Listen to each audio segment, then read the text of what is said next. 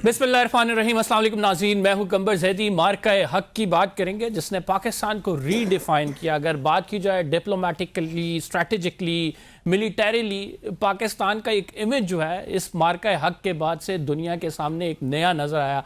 और उसकी वजूहात क्या है? आपको मालूम है कि पहलगाम में जिस तरह से हमला हुआ था, एक फॉल्स फ्लैग ऑपरेशन का इल्ज़ाम पाकिस्तान पर लगाया गया, फिर पाकिस्तान पर इंडिया हमला आवर हुआ और फिर पाकिस्तान ने जिस तरह से इंडिया को जवाब दिया वो तारीख का हिस्सा है। जिस तरह से हमने उनके 8 जहाज़ गिराए, S-400 तबाह कर दिया, उधमपुर, पठानकोट, मुख्तलिफ इलाकों में जिस तरह से पाकिस्तान की जानिब से हमले किए गए, हमारे दुश्मन जो हमसे कई गुना बड़ा, वो बिल आखिर जो है ना सिर्फ उसने शिकस्त खाई बल्कि ये कॉम्प्रिहेंसिव विक्ट्री पाकिस्तान के नाम हुई। आज हम उसी की याद में बैठे हैं और ये खसूसी ट्रांसमिशन का सिलसिला है। हम आज बात करेंगे कि किस तरह से पाकिस्तान के इमेज की रीब्रांडिंग हुई है और इसका सेहरा जनरल आसिम मुनीर के सर जाता है। जिस तरह से पाकिस्तान के हवाले से बात होती थी कि यहाँ पे टेररिज्म है, डू बोर का कहा जाता था, फिर कहा जाता था कि पाकिस्तान में जो है वो टेररिस्ट हाइड आउट्स हैं। अब जो है दुनिया हमसे बात कर रही है और हमें एक पीस निगोशिएटर के तौर पर देखा जा रहा है। और आपको मालूम है कि आपको मालूम है जिस तरह से ईरान और अमेरिका के दरमियान जंग है, उसमें पाकिस्तान का जो किरदार है पूरी दुनिया जो है इसकी तरफ देख रही है। Even second round of talks की भी इस्लामाबाद के अंदर बातें हो रही हैं।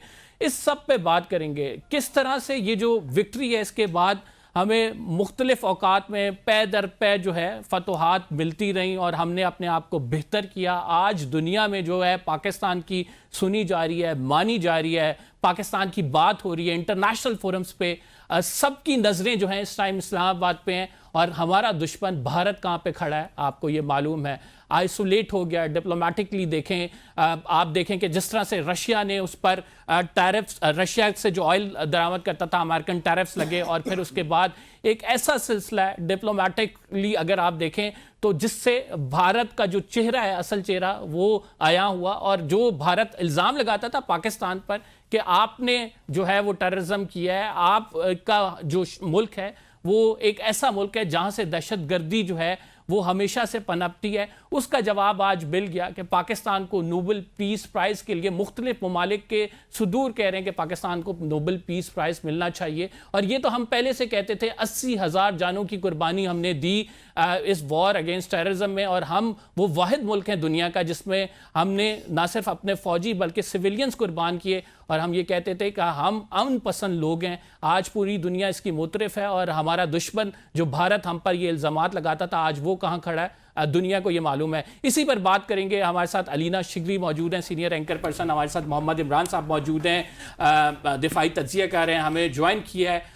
उमर दराज गोंदल साहब ने, सीनियर एंकर पर्सन हैं।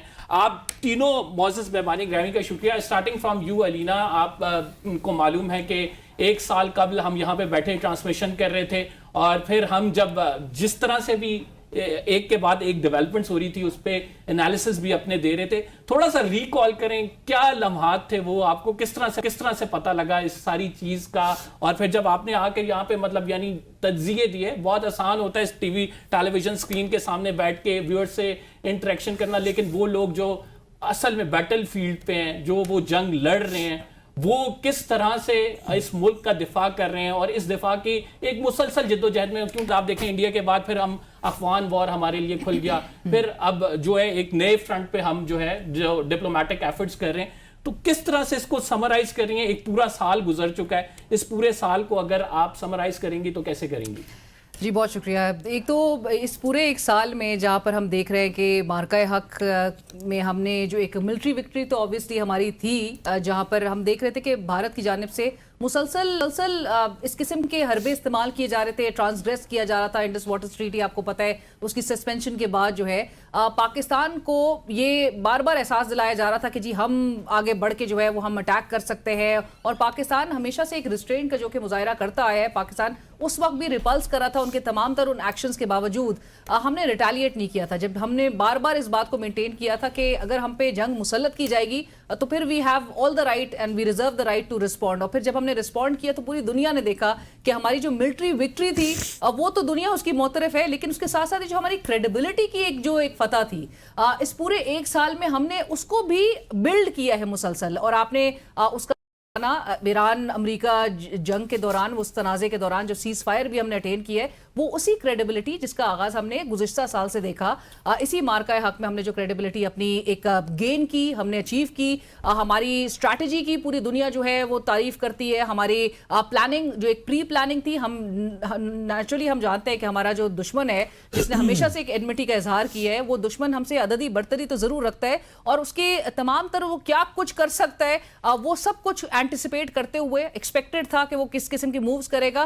पाकिस्तान की भरपूर और ज़बरदस्त किस्म की प्लानिंग थी, बर वक्त फैसले थे मेरे ख्याल से हमारे आर्म फोर्सेस के, जो जिसकी और जो स्किल सेट थी, जो ऑपरेशनल हमारी जो सलाहियत थी, जो हमने उसको शोकेस किया, हमने डेमोन्स्ट्रेट किया। आपने देखा कि उस पूरे अरसे में जो JF-17 थंडर हो, J-10C हो, उनकी मांग में जो है वो इजाफा हुआ। ऑन द कॉन्ट्ररी जो 2019 में आपको याद होगा इंडियन प्राइम मिनिस्टर ने उस वक्त बालाकोट स्ट्राइक के बाद कहा था कि अगर आउटकम जो है वो बड़ा डिफरेंट होता अगर हमारे पास राफेल तैयारे होते। राफेल के शेयर्स किस तरह से गिरे हैं वो हमने गुज़िश्ता साल देखा। सो बावजूद इसके कि हमारा दुश्मन जो है तमाम तर रिसोर्सेज, तमाम तर कैपेबिलिटी के बावजूद हमने उसको शिकस्त दी और हम उस क्रेडिबिलिटी, लाइक आई सेड, कि हमने मिलिट्री विक्ट्री के साथ साथ क्रेडिबिलिटी की जो हमारी फतह है वो पूरी दुनिया देख रही है कि पाकिस्तान को जो आइसोलेट करने के जो सारे हरबे। मैं पहले चाहूंगा कि एक साल कबल क्या इस स्टूडियो के अंदर माहौल था, क्या गुफ्तगू हो रही थी, आपको सुनवाते हैं, फिर उमर दराज गोंदल की जानिब चलेंगे। लाहौर से जुमा मुबारक। इंडिया ने कल बताया कि हमने कराची की, पाकिस्तान की जो बंदरगाह है उसको तबाह कर दिया है, आर्मी चीफ गिरफ्तार हो गए हैं, वजीर आजम हाउस के बाहर धमाका हुआ है और इस किस्म की बातें। और लाहौर शहर के, मैं यहाँ लाहौर में मॉल रोड पे मौजूद हूँ, पीछे पंजाब असम्बली है, पाकिस्तान का परचम लहराता हुआ दिखाई दे रहा है और यहाँ पे इवन अल जजीरा की टीम जो है वो मौजूद है कवरेज के लिए, वो अपना सेटअप यहाँ पे लगाते हुए दिखाई दे रहे हैं। अब सूरत हाल इस वक्त है क्या? सूरत हाल ये है कि इंडिया जिसने काम शुरू किया अब वो रात से चीखे मारता दिखाई दे रहा है कि भाई पाकिस्तान ने 50 ड्रोन्स के साथ, 8 मिसाइलों के साथ हमारे इन इलाकों में हमला कर दिया है। हमने भाई अभी नहीं किया, हौसला रखिए, शांत रहिए, हमला करेंगे, बताएंगे, खुद मानेंगे। और उसके अलावा IPL जो इंडिया का एक बहुत बड़ा प्रोजेक्ट है, आज उसको मंसूख कर दिया गया है। रात आपने मैच रोका, आज उसको मुलतवी करके जो इंटरनेशनल प्लेयर्स हैं उनको कहा गया है कि आप वहां से फौरन चले जाएं। आगाज आपने किया था, इख्तिताम हम कर रहे हैं। मजीद ड्रोन्स पाकिस्तान ने आज 6 गिराए हैं, मजमूई तौर पे 35 हैं। लेकिन अभी तक वही सवाल, जवाब देंगे कि नहीं देंगे? जवाब देंगे, इसके अलावा कोई ऑप्शन टेबल पे नहीं है। लेकिन अपनी मर्जी के वक्त और अपनी मर्जी के मकाम के ऊपर तो हौसला रखिए, स्पिरिट्स को हाई रखिए। ये हमारे साथी हैं उमर दराज गोंदल, जो आपको बता रहे थे कि उस टाइम जब भारत के मीडिया में खबरें चल रही थी कि हम लाहौर पे अपना झंडा गाड़ने वाले हैं, कराची पोर्ट्स हमने तबाह कर दी हैं, तो उमर आपको हकीकत बता रहे थे। अभी हमारे साथ स्टूडियो भी मौजूद हैं। उमर, बड़ी आप जो रिपोर्टिंग कह रहे थे, एक तो फैक्ट बेस्ड थी, दूसरा आपका जज्बा भी वो नज़र आ रहा था कि अभी हम सब्र करो, अभी तो हम बताएंगे।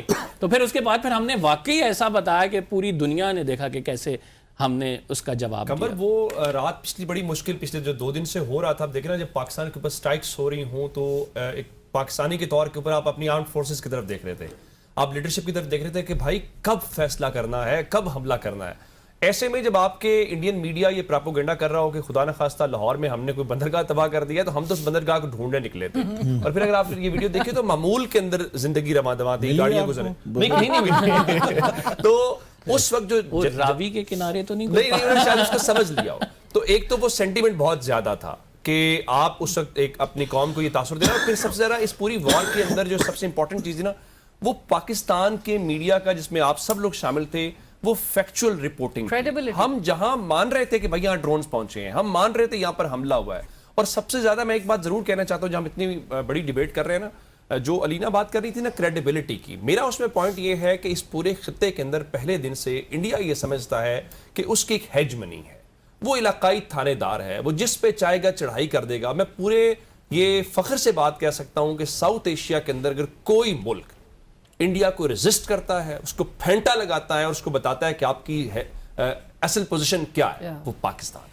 और हमने आज नहीं, इससे कई बार, ये 2 तो मिसालें आप और मेरे करियर के बीच में हो सकती हैं, ये 2025 वाली और 2019 वाली, उससे पहले कुछ और वाली होंगी। पाकिस्तान ने बुनियादी तौर पे अपने से बड़े, जो मैं उस वीडियो में भी कह रहा हूं कि हमारे पास और क्या ऑप्शन है, اب میرے اوپر میرے سے کئی گنا بڑا دشمن حملہ کر دے, اس کے پاس وسائل بہت زیادہ ہیں, اس کی فوج بہت بڑی ہے, میں کیا کروں؟ میں سرنڈر کر دوں؟